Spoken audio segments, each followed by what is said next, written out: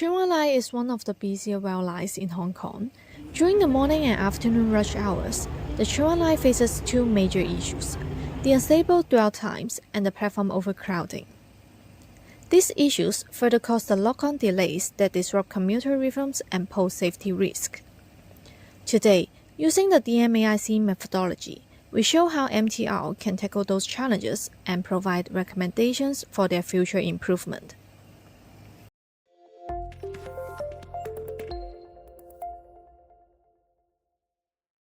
The MTR Tsuen Wan Line during the morning and afternoon peak hour face a chain reaction triggered by unstable dwell times and platform overcrowding. These two problems directly lead to train delays, disrupting the travel patterns of commuters, and also presenting challenges to the operational safety. We focus our improvement scope on the key station of Admiralty on the Tsuen Wan Line, targeting the weekday morning peak window of 7:30 to 9:30 and the afternoon peak window of 6 o'clock to 7:30.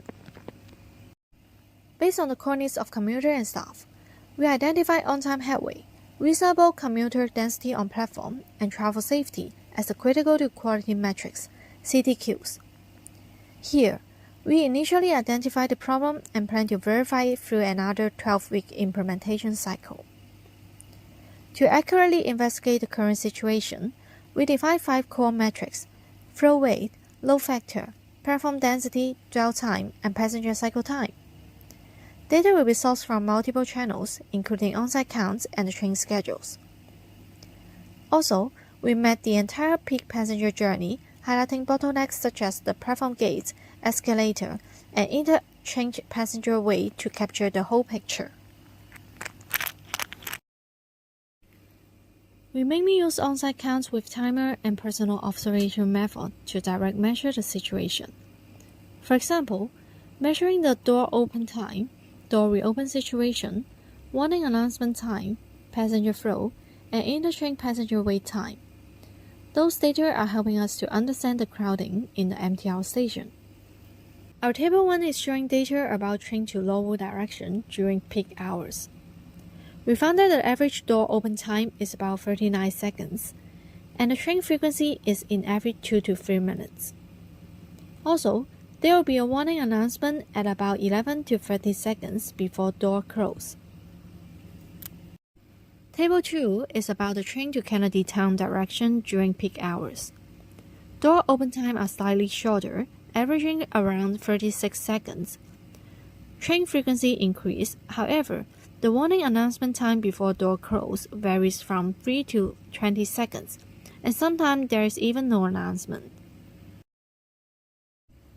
Table 3 shows passenger transfer time between trains. For example, transferring from the Kennedy Town direction to the Lowood direction takes between 2 minutes 20 seconds and 2 minutes 48 seconds. This is important for understanding passenger movement between lines and to establish reasonable train frequency. First, we prepared and standardized the data.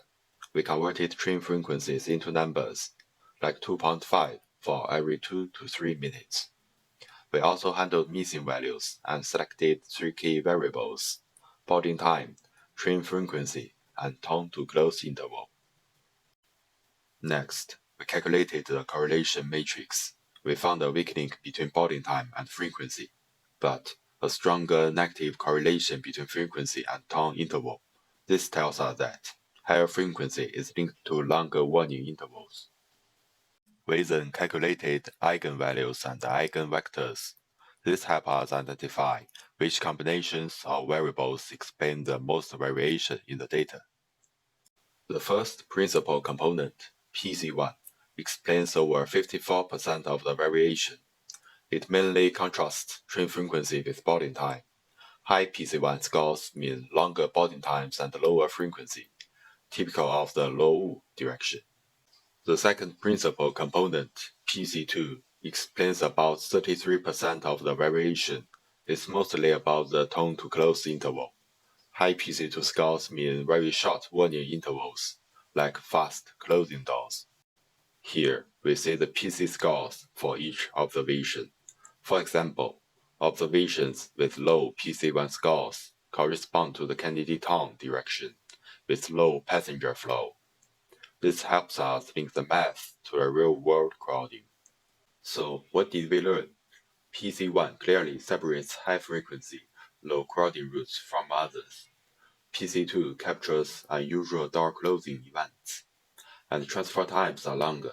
Then shareholders move from low PC1 to high PC1 environments, like going from an efficient system to a crowded one.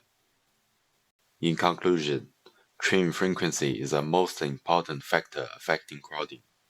Door closing stability also matters, and longer transfer times are essentially the cost of moving from an efficient system to a busier one. Improve. We recommend multi-dimensional solution to target the bottlenecks. First is to use the dynamic management, DOE optimization, and LSTM validation to balance passenger flow on platforms. Then, using the standardized docking, AI regulation, FMEA, and CVIoT to real-time monitor and control the dwell times. Lastly, adopting the cooperative scheduling, one-way flow, and leverage AIGC to explore innovation for facility control and better utilization. Furthermore, a digital CI platform can be established to form a closed loop for continuous improvement. This will be an overall solution to improve the MTR problem through platform, dwell time, and facility. Control. A full process control system can be established by using AI video analytic and ATS update data in every 5 minutes for real-time monitoring. The special points include a narrow station two-tier management structure clarify responsibilities. A graded response mechanism enable quick reaction to abnormalities. The SPC control charts provide early warning of risk, ensuring long-term effectiveness and sustainability of the solutions. This control system provides real-time monitoring, graded response, and risk early warning.